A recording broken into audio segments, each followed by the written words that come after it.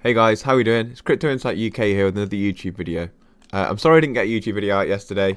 I haven't really got a reason why. I just keep getting bogged down. I'm doing loads of research into lots of different things at the minute. Got some exciting things coming up. As I talked about before, that gaming night that we're trying to get that sorted, but I want my friend to present it, and so I can focus on speaking to you guys, playing Call of Duty and having some fun with the community. And he said he's really keen to present. He's just trying to understand and learn Streamlabs, so we can try and put on a good show for you guys. As well as some other things, like I've been thinking about I might start doing some mini series like cryptocurrency one-on-one, not one-on-one 101. I've got a whiteboard coming today. I was thinking about filming some little educational videos, sort of explain the difference between proof of work, proof of stake, what rippling is, how ODL works, all these sorts of things that people kind of get, and I will just give you my interpretation of how I understand them. It doesn't necessarily mean it's all 100% factual. I'd like to think that it mostly is. But again, like I put a TikTok out this morning saying this space is just ever growing and it's all about learning. So that's just where I am at the minute. I've been super tired also, and just trying to focus on myself a little bit. But I do apologise, and I do thank everybody who tunes in and watches any of my YouTube videos, TikTok videos, comments, likes, joins into my lives. I appreciate every single one of you.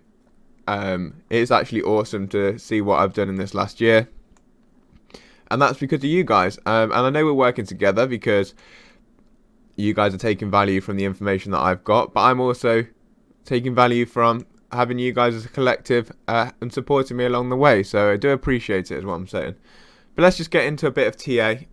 There's not too much to say in terms of any difference with what's been going on since my last YouTube video. Again, we're still looking at Bitcoin on this retracement wave from the all-time high. So it's come down, it's hit its lows, and we're impulsive retracement, impulsive retracement, impulsive retracement. So we're looking for where the support is for this retracement wave, basically. So you've got a few things that could tell you different stories. So we've got the bullish cross, or the golden cross, the 50-day above the 200-day on the moving averages. And we've got these retracement waves that seem to be coming in, and it looks really to be going almost parabolic here. So there's two different sides of this story. We could see a further deeper correction to come down if you're Bitcoin. Let's try and draw this in. So we've had this retracement, these impulsive retracement. Oh gosh, my drawings are so bad. Impulsive retracements. And if you follow this sort of model, you'd be looking again at another impulsive retracement, impulsive like this. Okay, so there's thought process number one. This is why the market's quite divided at the minute. But what you got to remember is this level, so that's a rubbish drawing, the 702, 786 level here is very strong resistance, as is this level. But if we keep following the same pattern that we have, like I said, impulsive retracement, impulsive retracement, impulsive retracement, impulsive retracement, it would look something like that, okay? But the secondary issue is we have moved quite a long way from the 50 and the 200-day moving average. We're quite a long way away from those right now. If you see this distance, like, it doesn't happen too often in the past that we get this far overextended, and when we do, we normally come back and do touch them or get very close to support. Look, you see, so these are the same sort of, I could say this is the same sort of thing back here. Let's quickly zoom in so I can just show you what I'm looking at and show you where the market and why the market's divided at the minute. Okay.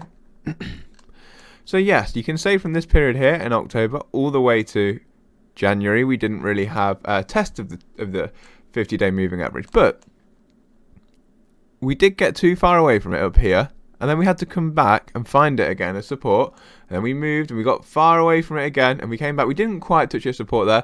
We got a long way away from it. We came back and we found it as support. We got a long way from it. We came back and this time crashed through it. Did get back above, but then this is the cycle that we're at now, and I'm sure, and I haven't looked, but I'm sure in previous cycles similar things happened. So if you see here, let's just zoom into 2017. I haven't even looked at this, but I can tell you that I know for a fact that we do often come back and find the 50-day support. So here, look, impulsive retracement, impulsive retracement, impulsive retracement. We come back and we find the 50-day support. big impulse, bit of a retracement, impulsive retracement, really overextended here. Look how far away we are from the 50-day. Come back, use that support for a long time, and this is the break. This is the last 702 retracement rally here, which I presume is a 702 retracement.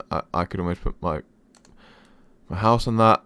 Bang, bang. Yeah, perfect 702 retracement into capitulation for Bitcoin.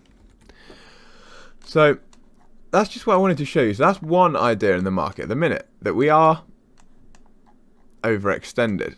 So if we, as I said, if we follow that impulsive retracement, we will continue in this sort of vein as we are now. And I would see us probably breaking above this 50,000 in the next 2 to 3 days. However, we are overextended from the 50-day. So the other option is we do find some support here, probably go sideways for a little bit, or maybe come down, and we look at this 0.5 Fibonacci retracement level as support, and by that time the 50-day I would have thought would be around there. So that's another option, and what people are seeing in the market at the minute. So just so you guys know that, and that's fine. If we can hold that level, that's brilliant for continuation. We've come back, we're basically using the 50-day to refuel the rocket and push us on further. We have previous support here and here, so it's a strong level of support. The 0.5 retracement level is always a strong area also. So, but again, if that fails and we fall out of that zone, we could be looking at the 0.382, which would be around here. But then by that time, the 200-day probably would be around there too. So you'd be looking around this sort of area. So that would be around the 41,000, or we're looking at 44,200 if we do drop below those levels. So we've got the two options here. It's the one that we have another impulsive wave now and above, hopefully through the 702, or we have that retracement further to the 0.5 or the 382, just to find that 50-day moving average as support and start to rally on again. And if we lose both the 50-day and the 200-day and that 382, that's when the market could start to be looking a bit more scary, okay? And we could look down towards potentially a bear market, but I don't want to say that because I'm not throwing foot around this market at the minute.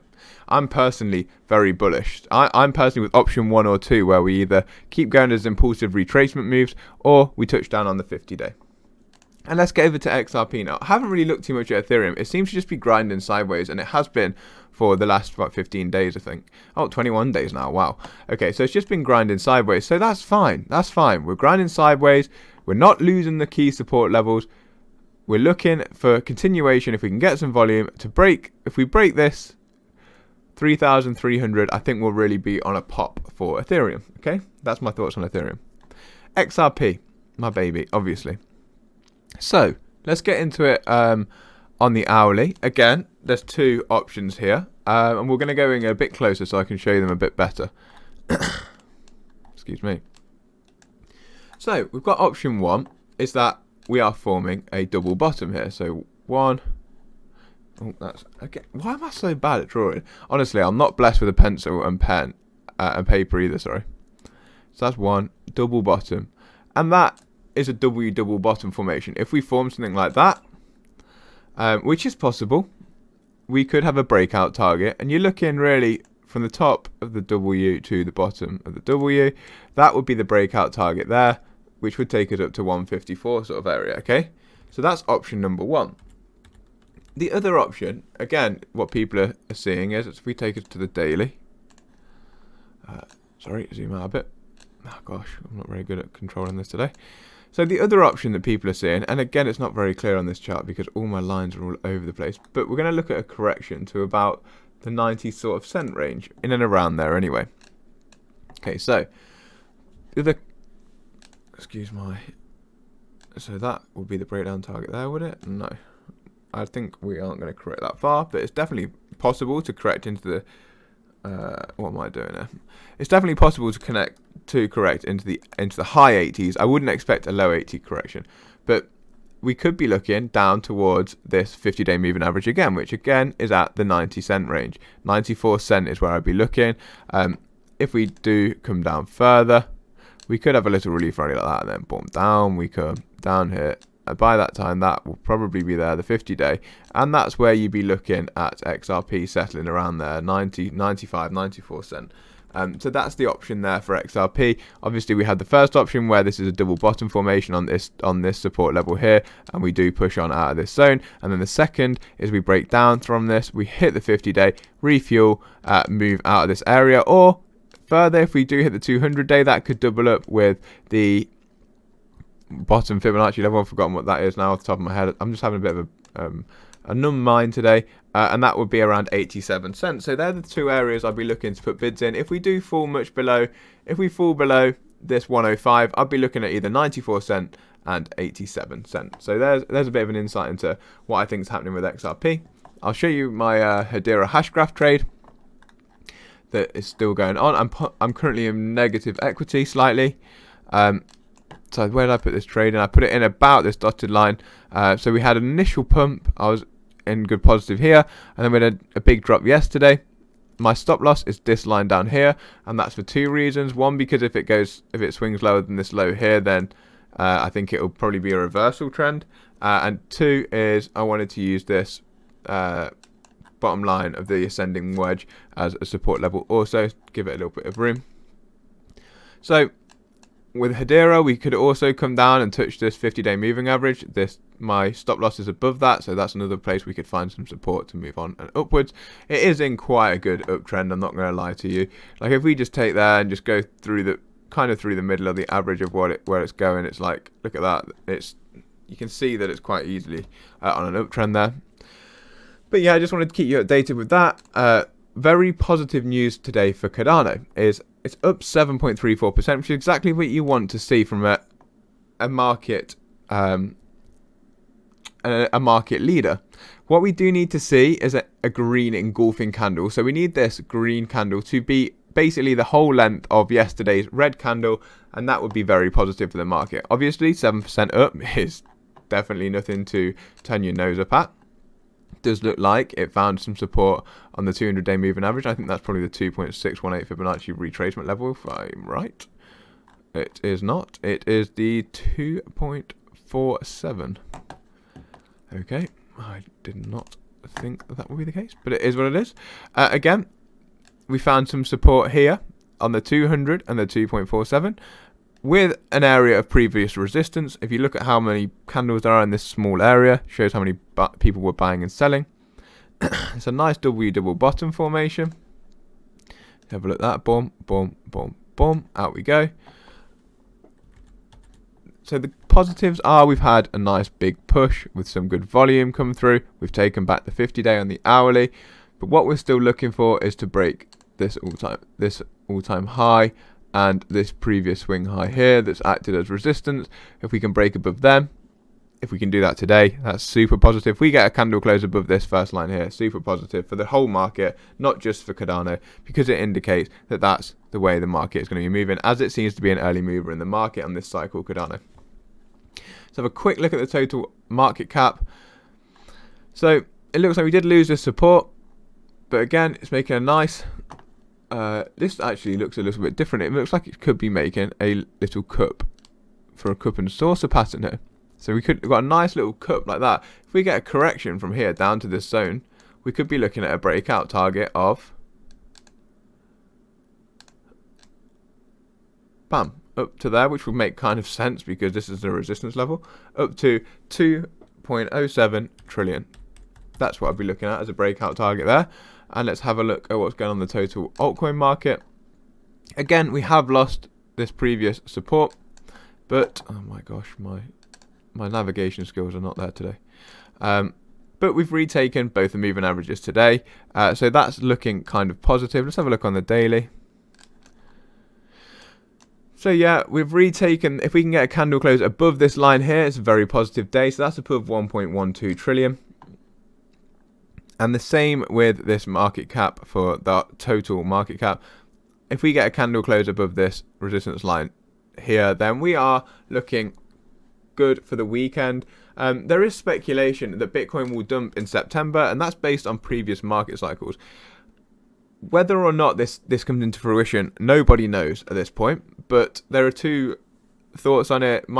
The thoughts are obviously previously in all market cycles and most years, September's been a red month for Bitcoin. However, we're in a different market cycle this time, an extended market cycle. So could we see something different? Potentially, who knows? Maybe we've already had the dump for September. We're not 100% sure. So don't buy into that theory too heavily, but definitely keep it on your radar. So with all that being said, guys, thank you for tuning into my video.